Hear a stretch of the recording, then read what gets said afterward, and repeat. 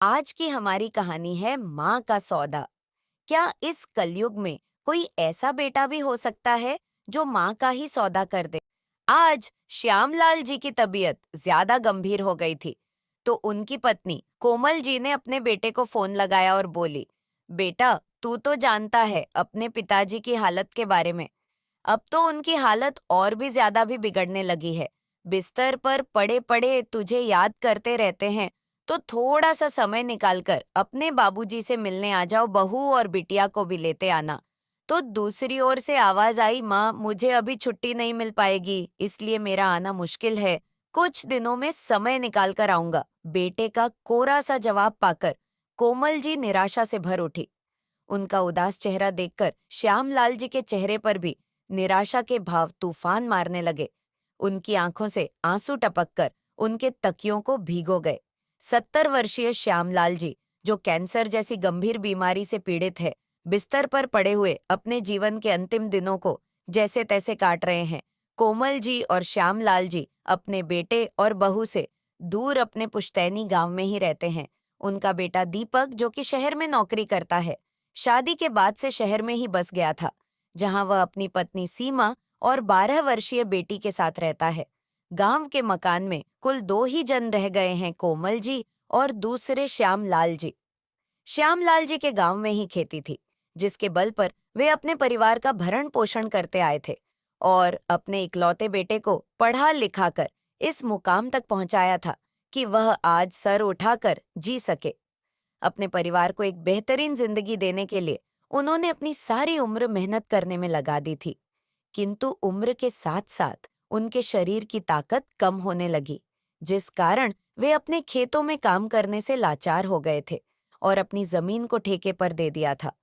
परंतु समय के साथ साथ उनकी हालत ज्यादा बिगड़ी गई, तो पता चला कि वे इस गंभीर बीमारी से जूझ रहे थे। उनकी बीमारी के इलाज में उनकी सारी बचत खत्म हो गई थी। यहाँ तक कि उनके खेत भी बिक गए थे ले देकर। उनका पुश्तैनी घर ही अब बचा हुआ था। पहले उनका बेटा जमीन के ठेके से आने वाली रकम हासिल करने के लिए कम से कम साल में 2 बार तो आ जाया करता था, परंतु जब से उनकी जमीन बिकी, तब से उसने अपने माता पिता के पास आना तो दूर, उन्हें फोन करना तक छोड़ दिया था। हालांकि उनकी बहू के दिल में उनके प्रति सहानुभूति थी और कभी कभार उनका हालचाल जानने के लिए फोन कर दिया करती थी। अक्सर कोमल जी अपने बेटे को फोन लगाकर उसे आने को कहती, परंतु हमेशा उसका एक ही जवाब होता कि मैं अभी व्यस्त हूँ। आज जब शाम हुई तो अचानक श्यामलाल जी ने कहा, कोमल, मेरा जी बहुत मचल रहा है। कोमल जी तुरंत उनके लिए रसोई में से नींबू पानी बनाकर ले आई, लेकिन आकर देखा तो श्यामलाल जी बेसुध हालत में पड़े थे। उनकी आंखें पथरा गई थी और मुंह खुला हुआ था। कोमल जी को समझते देर न लगी कि उनके पति श्यामलाल जी उन्हें हमेशा के लिए छोड़कर जा चुके थे। कोमल जी की तो जैसे दुनिया ही उजड़ गई। आखिर श्यामलाल जी के अलावा उनका अपना था ही कौन? बेटे को तो अपने पिता की अंतिम संस्कार तक में आने का भी समय नहीं था। शाम तक इंतजार करते करते जब सभी रिश्तेदारों गांव वाले थक गए, तो श्यामलाल जी को अंतिम संस्कार के लिए शमशान लेकर जाया गया। वहीं उनका बेटा दीपक आनंद में वहां पहुंचा और अपने पिता के मृत शरीर को मुखाग्नि दी। अभी 2 ही दिन बीते थे कि दीपक अपनी माँ के पास आकर बोला कि मेरे ऑफिस में बहुत जरूरी काम है। उस दिन भी मैं बड़ी मुश्किल से छुट्टी लेकर आया था। जो होना था सो हो गया। उसे तो बदला नहीं जा सकता, लेकिन मेरा काम बहुत जरूरी है। कोमल जी गुमसुम सी बैठी हुई थी। उन्होंने ना तो अपने बेटे को जाने के लिए कहा और ना ही उसे रोकने के लिए कहा। बस एकटक शून्य में निहारती जा रही थी। परंतु गांव वाले रिश्तेदार जो वहां इकट्ठे हुए थे, उन्हें उसकी बातें सुनकर बड़ी हैरानी हुई और उनके जोर देने पर दीपक को वहीं रुकना पड़ा। अपने पिता की 13वीं करने के बाद जब वह वहां से वापस शहर के लिए निकलने लगा, तभी उसे गांव के सरपंच ने रोककर कहा, बेटा, तुम्हारी माँ के केवल तुम ही एक सहारे हो। तुम लोगों के अलावा उनका कोई भी नहीं है। तुम उसे इस हालत में यहाँ छोड़कर चले जाओगे तो उन्हें कौन संभालेगा? ऐसा करो, तुम अपनी माँ को भी अपने साथ ले जाओ। तुम लोगों के साथ रहेगी तो कम से कम उनका समय तो कट जाएगा। यहाँ अकेले तो घर भी उन्हें काटने को दौड़ेगा। गांव के सरपंच की बात कोमल जी की बहू को भी अच्छी लगी, परंतु वह अपने पति के स्वभाव को जानती थी, जिस कारण कुछ कह नहीं पाती थी। सरपंच की बात सुनकर दीपक बोला, लेकिन गांव की आव हवा माँ के लिए ज्यादा अच्छी है। फिर शहर में मेरा घर इतना बड़ा नहीं है कि मैं माँ को भी अपने साथ रख पाऊं। तभी सरपंच बोला, बेटा, तुम शायद नहीं जानते कि तुम्हारी माँ ने अपने जीवन में क्या खो दिया है। तुम्हारे बाबूजी इस उम्र में भी तुम्हारी माँ का पूरा ख्याल रखते थे। अब जब इस उम्र में उन्हें तुम्हारी सबसे ज्यादा जरूरत है, तो तुम अपनी माँ को साथ नहीं ले जाना चाहते। ठीक है, यदि तुम अपनी माँ को अपने साथ रखने में ऐतराज है, तो यहाँ ग्राम पंचायत उनकी संभाल कर लेगी। लेकिन फिर उसके बाद मैं तुम्हें तुम्हारे पिता के पुश्तैनी मकान को छूने तक नहीं दूंगा। सरपंच की बात सुनकर दीपक घबरा गया और अपनी माँ को अपने साथ ले जाने के लिए राजी हो गया। कोमल जी एक बहुत बड़ी मानसिक पीड़ा से गुजर रही थी, इसलिए उनकी बहू उनके संभाल करना चाहती थी, लेकिन उनके बेटे को इस बात से कोई मतलब नहीं था। वह तो केवल सरपंच द्वारा जोर दिए जाने पर अपनी माँ को अपने साथ ले जाने के लिए राजी हो गया था। दीपक अव्वल दर्जे का मतलबी और लालची इंसान था, जो रिश्तों में भी अपना मतलब और स्वार्थ ढूंढा करता था। उसकी यही बात उसकी पत्नी सीमा को बिल्कुल पसंद नहीं थी। वह जैसे तैसे अपनी माँ को अपने घर में ले गया, लेकिन कुछ ही दिनों में उसकी माँ उसकी आंखों में कांटे की तरह खटकने लगी थी, जबकि उसकी पत्नी उसके बिल्कुल विपरीत थी। वह एक औरत के दुख को भली भांति समझती थी, क्योंकि वह खुद भी एक औरत थी। तो वह जानती थी कि यदि किसी औरत का सहारा उसका सुहाग उजड़ जाए, तो उस पर क्या बीतेगी, और वह भी इस हालत में जब वह इंसान उसका इकलौता सहारा हो। परंतु वह अच्छी तरह से जानती थी कि उसका पति कितना लालची व्यक्ति है और पैसों के लिए किस हद तक जा सकता है, इसलिए वह चुप रहने पर मजबूर थी। कोमल जी को बेटे के पास आए हुए पूरा 1 महीना हो चुका था, और जब दीपक ने पूरे महीने के खर्च का हिसाब लगाया, तो उसके होश उड़ गए। बिजली के बिल को लेकर चिल्लाता हुआ आया और बोला, सीमा, आखिर तुम पूरा दिन करती क्या हो? घर में अगर एक ऐसी लगवाया है, तो क्या सारा दिन उसकी हवा ही खाती रहती हो? जो इतना बिल आ गया है, और राशन पर भी कितना खर्च होने लगा है। पूरे 1500 ज्यादा खर्च हुए हैं इस बार। तभी सीमा बोली, इतनी जोर जोर से क्यों चिल्ला रहे हो? अरे माँ जी आई है तो। ऐसे में अगर 1500 का खर्च बढ़ भी गया, तो कौन सा आसमान टूट पड़ा? इतनी कंजूसी अच्छी बात तो नहीं। और फिर इसमें से 1000 तो गांव जाने और आने का किराया में खर्च हुए थे। सुनिए जी, वह आपकी माँ है और अब हमारे साथ है, तो हमें उनकी जरूरत का ध्यान रखना चाहिए। और आप है कि अपने थोड़े से खर्चे पर चिल्लाने लगे। कोमल जी यह सारी बातें सुन रही थी।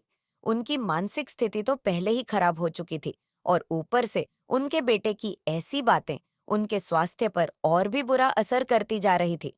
बढ़ते खर्च को लेकर सीमा से झगड़ा करना दीपक का रोज का काम था, जिसका परिणाम यह हुआ कि कोमल जी की तबीयत दिन प्रतिदिन बिगड़ती जा रही थी। यूं तो सीमा जी अपनी सास का पूरा ध्यान रख रही थी, परंतु दीपक को केवल और केवल अपने पैसों की पड़ी थी। अपनी सासू माँ की बिगड़ी तबीयत को देखते हुए एक दिन सीमा ने अपने पति दीपक से कहा कि माँ जी को डॉक्टर के पास दिखा लो। मन महसूस कर दीपक अपनी माँ को डॉक्टर के पास ले गया, और जब दवाई दिलवाकर घर पहुंचा, तो दवाइयां को मैच पर पटकते हुए गुस्से से चिल्लाने लगा, सीमा कहाँ हो तुम? बस अब बहुत हो गया। मैं इससे ज्यादा माँ को अपने पास नहीं रख सकता, इन्हें झेलना अब मेरे बस की बात नहीं है, इसलिए मैं इन्हें छोड़ने जा रहा हूँ। इतना कहने की देर थी कि सीमा अपने कमरे से दौड़ी दौड़ी बाहर आई और बोली, छोड़ कर आ रहे हो? क्या मतलब? कहाँ छोड़ कर आ रहे हो और किसके पास? सीमा, मुझे वह सब नहीं मालूम। बस मैं इतना जानता हूँ कि अब मुझे और बर्दाश्त नहीं हो सकता। अरे हर चीज तो एक हद तक होती है। क्या तुम्हें मालूम भी है कि माँ की दवाइयाँ कितनी महंगी आई हैं? अरे इतने में तो पूरे महीने का खर्च निकल जाए। ऐसे ही खर्च करता रहा तो मैं तो सड़क पर आ जाऊंगा। इससे अच्छा है कि माँ को ही कहीं छोड़ आता हूँ इस पर। सीमा ने कहा, यह कैसी बातें कर रहे हैं आप? वह आपकी माँ हैं और आप उन्हें सड़क पर छोड़ना चाहते हैं। ऐसा सोच भी कैसे सकते हैं आप? और मैं ऐसा बिल्कुल भी नहीं होने दूंगी, समझे? आप अपनी पत्नी की ऊंची आवाज सुनकर दीपक हैरान खड़ा रह गया, क्योंकि यह पहली बार हुआ था जब उसकी पत्नी ने उससे ऊंची आवाज में बात की थी। परंतु उसके तुरंत बाद ही सीमा ने बात को संभालते हुए प्यार से अपने पति को कहा, देखिए, मैं जानती हूँ कि आजकल महंगाई बहुत बढ़ गई है, लेकिन इसका मतलब यह तो नहीं कि हम अपनी जिम्मेदारी से पीछे हट जाएं। वह आपकी माँ है और उनकी जिम्मेदार आपकी है, किसी और की नहीं। परंतु सीमा की कही गई बात का उसके पति दीपक पर बिल्कुल भी असर नहीं पड़ा।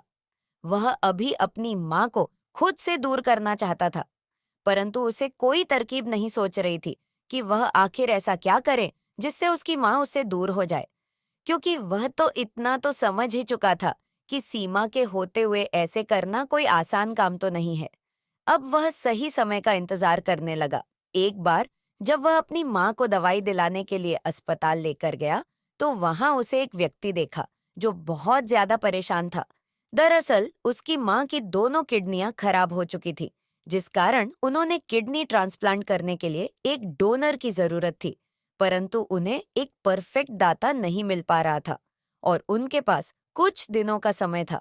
दीपक ये देखकर हैरान था कि वह आदमी अपनी माँ के लिए लाखों रुपए देने को भी तैयार था, ताकि कोई उसकी माँ को किडनी देने के लिए तैयार हो जाए। लेकिन कहते हैं ना कि विनाश काले विपरीत बुद्धि जैसे ही यह बात दीपक को पता चली, तो उसके खुराफाती दिमाग में एक बहुत ही घटिया तरकीब आ गई। उसने जाकर डॉक्टर से बात की और कहा कि उसके पास एक दाता है। उसने डॉक्टर से अपनी माँ के बारे में बात की, परंतु डॉक्टर ने कहा कि इस उम्र में माँ जी की किडनी निकालने से उनके सेहत पर बहुत ज्यादा बुरा असर पड़ सकता है। इसलिए डॉक्टर ने उसकी बात नहीं मानी। तो दीपक ने डॉक्टर को किडनी के बदले मिलने वाले पैसे में से कुछ हिस्सा देने की पेशकश की। डॉक्टर को भी मालूम था कि वह आदमी अपनी माँ की जान बचाने के लिए दाता को मुंह मांगी कीमत देने के लिए तैयार है, तो डॉक्टर ने भी लालच में आकर हाँ कर दिया। उधर कोमल जी अपनी बीमारी के कारण पहले ही बेसुध पड़ी रहती थी, इसलिए दीपक अपनी माँ को डॉक्टर की निगरानी में अस्पताल में ही छोड़कर चला गया, ताकि किडनी ट्रांसप्लांट से पहले जो भी चेकअप करना चाहते हैं आसानी से कर ले, क्योंकि डॉक्टर ने भी कहा था कि हम ऐसे ही किसी की किडनी निकालकर किसी दूसरे में ट्रांसप्लांट नहीं कर सकते। उसके लिए बहुत चेकअप करने होते हैं और जब सारी रिपोर्ट देख ली जाएगी तभी पता चल पाएगा कि वह सही दाता है भी या नहीं।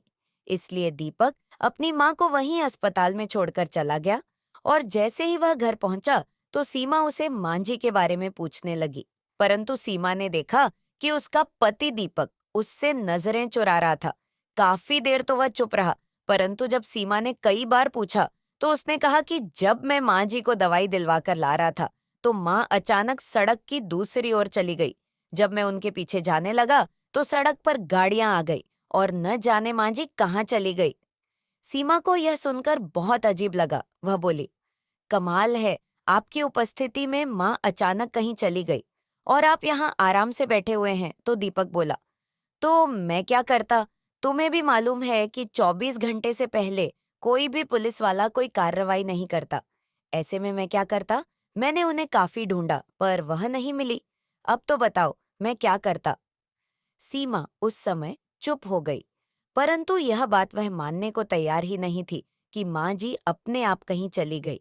इसलिए वह खुद अपनी सासू माँ को ढूंढने के लिए निकल पड़ी। परंतु ढूंढते ढूंढते रात हो गई और कोमल जी का कोई पता नहीं था। अब सीमा जी 24 घंटे बीतने का इंतजार करने लगी, लेकिन जैसे ही अगली सुबह हुई, सीमा यह देखकर हैरान रह गई कि दीपक जल्दी जल्दी नहा धोकर तैयार होकर गया और घर से जल्दबाजी में निकल गया।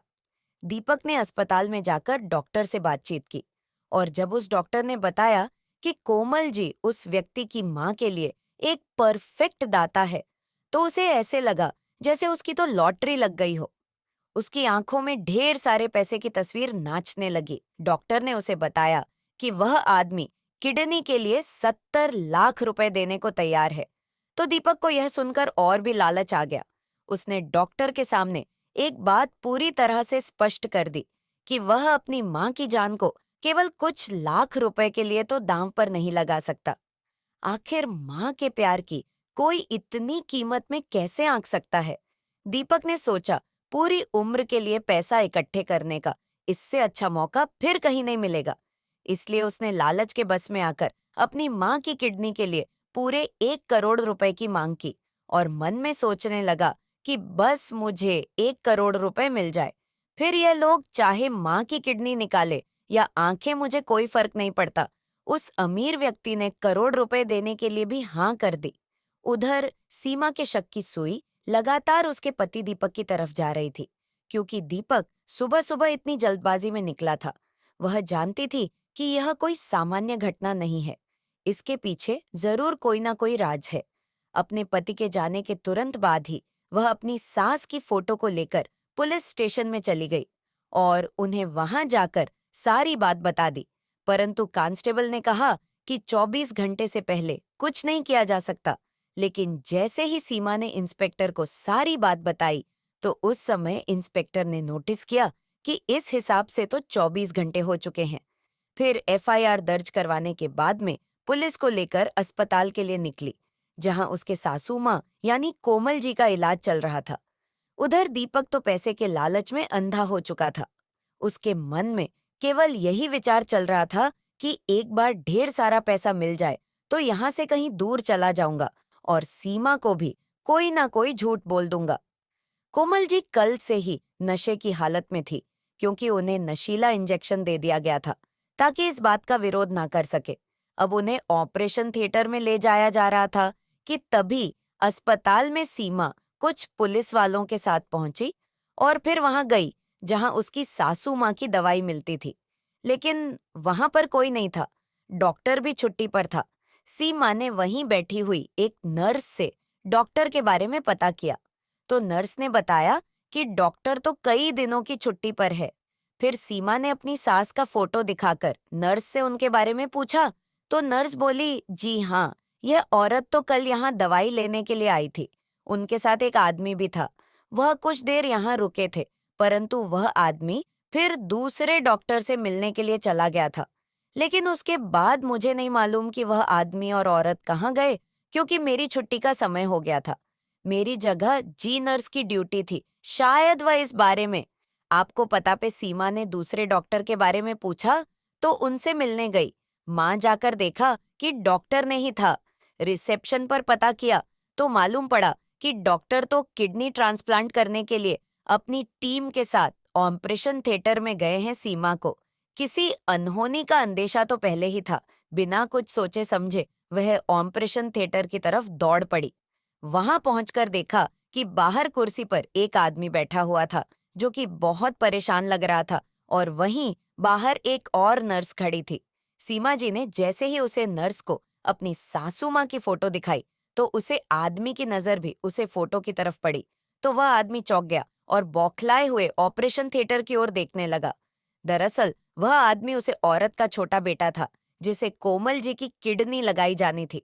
सीमा का शक अब और भी पक्का हो चुका था। वह दौड़ती ऑपरेशन थिएटर की तरफ गई और दरवाजा पीटना शुरू कर दिया।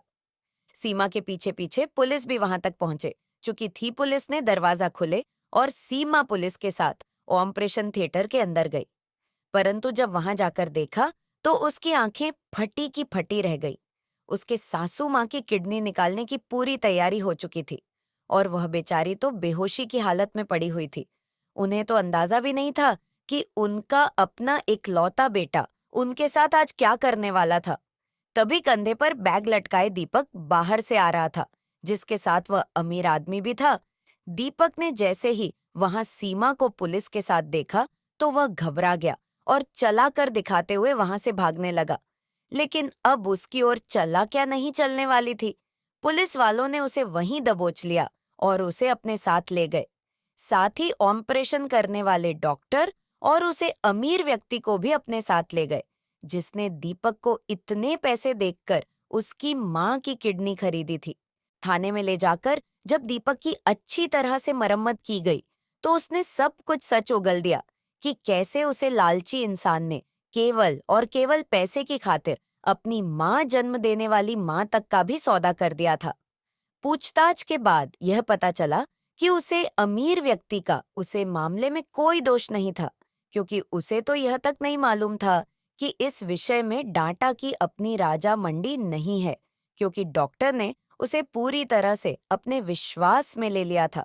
उधर सीमा अपनी सासू माँ को वहां से बाहर लेकर आई और उनके होश में आने का इंतजार करने लगी। जैसे ही कोमल जी को शायद तो सीमा उनके गले अलग करने लगी। कोमल जी अभी तक पूरी तरह से ठीक नहीं हुई थी, लेकिन वह इतना समझ पा रही थी कि उनकी बहू बहुत दुखी है और उसे चुप करते हुए कहने लगी, बेटी चुप हो जाओ, सब ठीक हो जाएगा, परमात्मा सब ठीक करेंगे। सीमा अपनी सास को लेकर अपने घर वापस चली गई और उनके अच्छे से ख्याल रखने लगी। अब उनकी हालत कुछ सुधर चुकी थी, परंतु रह रहकर उनके मन में एक ही ख्याल आ रहा था कि उनका बेटा दीपक कहाँ है। जब कोमल जी ने अपने बेटे के बारे में पूछा, तो सीमा उनसे वह सब बातें छुपा नहीं पाई। अस्पताल में हुई सारी घटनाओं ने बता दी। कोमल जी ये सब बातें जानकर बहुत हैरान रह गई और सोचने लगी, क्या कमी थी उनकी परवरिश में जो उनका बेटा इस रास्ते पर चल पड़ा। परंतु फिर दूसरी ओर अपनी बहू को तस्वीर देखी, उसके मन में कुछ तसल्ली भी थी।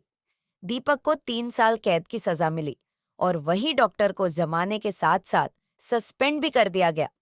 समय बीतने के साथ साथ शांत और सुखद माहौल मिलने के कारण कोमल जी का स्वास्थ्य भी ठीक हो गया था। वह धीरे धीरे ठीक होने लगी थी।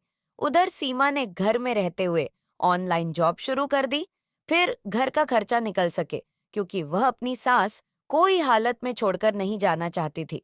देखते ही देखते अब कमल जी बिल्कुल ठीक हो गई थी। 3 साल बीतने के बाद जब दीपक घर वापस आया, तो वह पहले जैसा दीपक नहीं था। उसमें बहुत सारे बदलाव आ चुके थे। उसके चेहरे पर शर्मिंदगी के भाव थी और दिल में अपनी माँ और पत्नी के प्रति इज्जत। दीपक के मन से अब पैसा पाने का लालच खत्म हो चुका था।